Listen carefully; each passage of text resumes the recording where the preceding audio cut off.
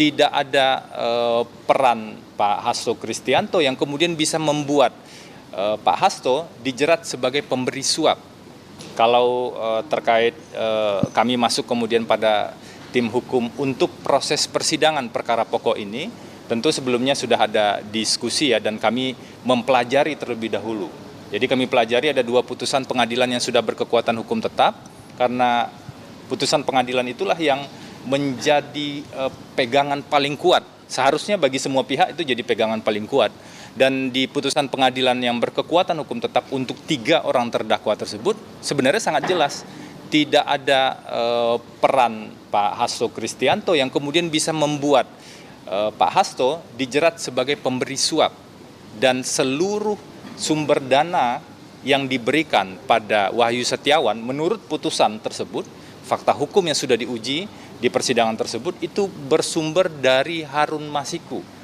Jadi bisa dibayangkan kalau kemudian tiba-tiba di perkara ini berubah dan ada tersangka baru dan nanti ada perubahan lagi misalnya di proses persidangan, lalu bagaimana dengan fakta sidang yang sudah ada sebelumnya?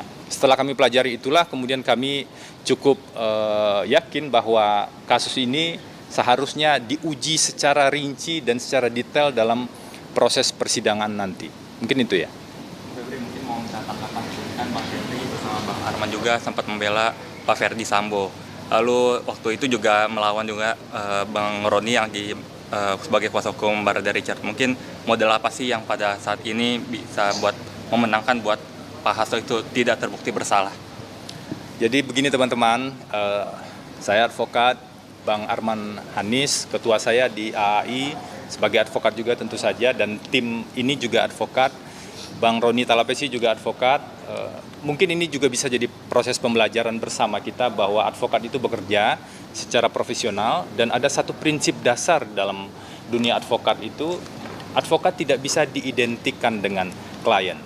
Bahwa ada perbedaan pendapat saat menangani kasus yang lain, kami tetap profesional untuk melihat fakta-fakta hukum yang ada. Dan sekarang kami bersama Bang Roni Talapesi dalam satu tim hukum, tentu saja kami akan fokus pada aspek hukumnya secara profesional. Jadi ini pembelajaran juga bagi kita semua, bagi teman-teman kami juga di kalangan advokat, bahwa advokat tidak bisa diidentikan dengan klien. Itu tertulis jelas ya di Kode Etik Advokat, di Undang-Undang Advokat juga ada jaminan tersebut, dan juga advokat menjalankan fungsinya tugasnya secara profesional, seperti itu.